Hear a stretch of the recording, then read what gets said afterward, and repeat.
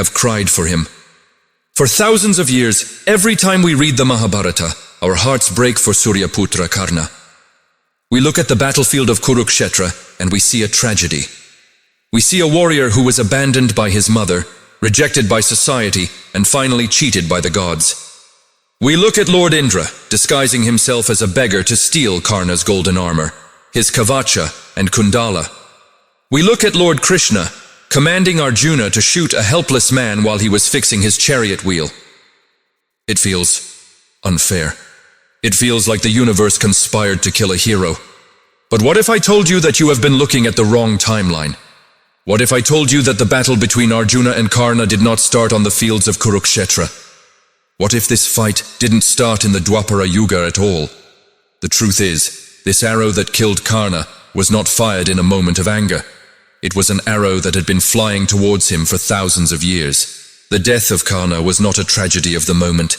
It was the closing chapter of a cosmic horror story that began eons ago. It is the story of a demon who thought he could outsmart death. A demon who wore not one, but 1,000 layers of armor. To understand why Krishna allowed Karna to die, we have to travel back, long before the Pandavas, long before Hastinapur, back to a time when a demon named Dambhodbhava decided to challenge the authority of Lord Vishnu himself. In the Satya Yuga, there lived a demon named Dambhodbhava. But unlike other asuras who wanted instant power, Dambhodbhava was patient. He wanted immortality. He went to the Himalayas and performed a penance so severe that the heat of his body began to scorch the heavens. Pleased, and perhaps a little worried, Suryadev, the sun god, appeared before him. "Open your eyes, Dambhodbhava. Ask for a boon." Dambhodbhava smiled. "Make me immortal. Let no one in the 3 worlds be able to kill me." Suryadev shook his head. "Creation must have destruction. I cannot make you immortal." But the demon was cunning. He had prepared for this. "Fine," he said. "Then grant me 1,000 armors, a Sahasrakavacha. Let these armors be part of my skin, and listen to my condition carefully.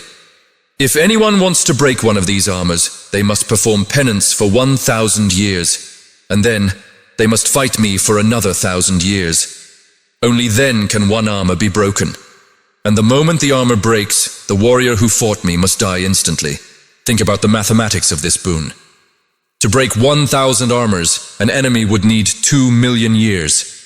And since they would die after breaking just one, it was mathematically impossible for a single person to kill him." Suryadev, bound by the laws of tapasya, granted the boon. Dambhodbhava opened his eyes and his skin turned into gold.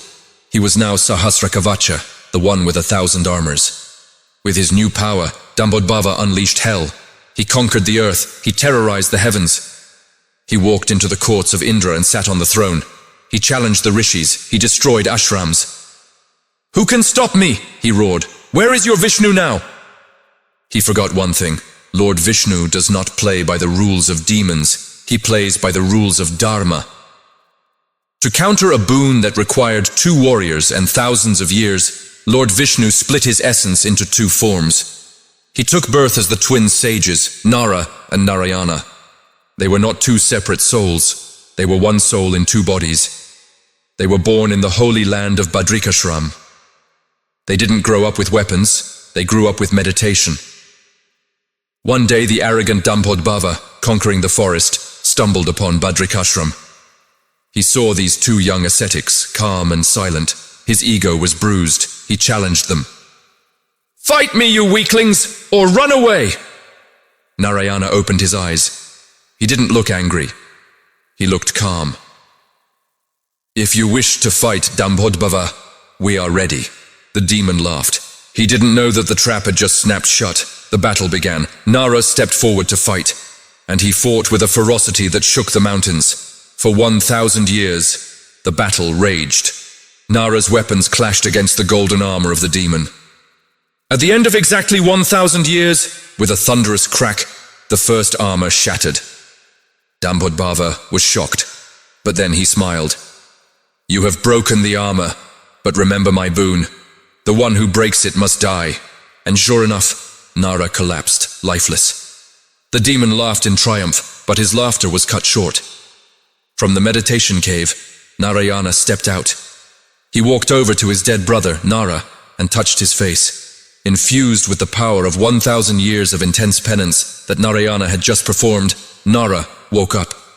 He was not only alive, he was stronger than before. Dambhodbhava stepped back in horror. He realized the loop. While Nara fought for 1,000 years, Narayana meditated for 1,000 years to gain the energy to revive him. Then, they switched. Narayana fought for the next 1,000 years, breaking the second armor and dying. Then Nara, fresh from his 1,000 years of meditation, revived him. Cycle after cycle, century after century. The forest of Badrikashram echoed with the sounds of this cosmic war. 999 years, 999 armors, 999 deaths, and 999 revivals. The arrogant demon was reduced to a trembling wreck. He had only one armor left, just one. He looked at Nara and Narayana, who were preparing for the final round. He knew his end was here. Panic took over. Dambhodbhava turned and ran. He ran away from the battlefield. He ran across the universe and threw himself at the feet of the one being who had given him this power, Surya Dev. The demon begged, "Save me! I am your devotee." Surya Dev, bound by his duty to protect those who seek shelter, hid Dambhodbhava within his own solar realm. Nara and Narayana arrived at the sun. They demanded the demon. Surya apologized. "I cannot give up someone who has taken refuge in me. It is against Dharma." Nara was furious. He was about to curse the sun, but Narayana stopped him. "Patience," he said. "Dharma has its own timing. The Treta Yuga is ending. We will return in the Dwapara Yuga. The demon will be born again, and we will be born again. We will finish this then." Time passed. The Yugas changed. In the Dwapara Yuga, a young princess named Kunti was given a mantra to call any god. Out of curiosity, she called the sun god. Surya appeared. He was bound to give her a son. But he also had a problem. He was still carrying the burden of Dambhodbhava's soul and his last remaining armor. So, when Surya handed the baby to Kunti, he didn't just give her a son. He transferred the essence of the demon and that one last indestructible golden armor onto the child. The baby was born with the Kavacha and Kundala attached to his skin. The demon Dambhodbhava was reborn as Karna. And what about the twin sages? Narayana was reborn as Lord Krishna. Nara was reborn as Arjuna. Now look at the Mahabharata again. When Karna challenged Arjuna, it wasn't just jealousy. It was the ancient soul of Dambhodbhava recognizing his eternal enemy. When Indra took the armor, it wasn't charity. It was the removal of the specific protection that made the demon invincible. The armor had to go for the demon to be killed. And on the 17th day of the war, when Krishna commanded Arjuna to shoot, he wasn't breaking the rules of war. He was fulfilling a promise made thousands of years ago. Karna, the man, was noble. Karna, the warrior, was great. But Karna, the vessel, carried the baggage of a monster who had tormented the universe. The armor had to be stripped, and the body had to be destroyed, so that the soul could finally be liberated. Krishna didn't kill Karna because he hated him. He killed him because the mission of Nara and Narayana was finally complete. This story teaches us a powerful lesson about karma. You can run. You can hide behind the sun itself. You can be born in a different era, in a different body. But your debts will find you. Karna's life teaches us that even if we are good people today, we may still be carrying the burdens of our past. But it also teaches us that God's justice is perfect. Krishna waited eons to finish the task, ensuring that the cosmic balance was restored. If you love these deep, hidden stories of our Puranas and the wisdom of Sri Krishna, make sure you like this video so it reaches more seekers of truth. And tell me in the comments, do you think Karna's death was justified knowing this past life? Or do you still feel his pain? Subscribe and ring the bell. Until next time, Jai Shri Krishna.